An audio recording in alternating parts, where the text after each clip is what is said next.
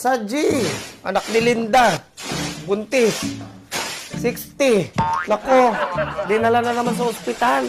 Parang ilang buwan na lang yata itatagal nun. Nako, huwag muna siya magganyan-ganyan, magbayad muna siya sa akin ng utang bago siya mawala, no? Oh, saan ka naman galing? Napano ka? Galing ako laro.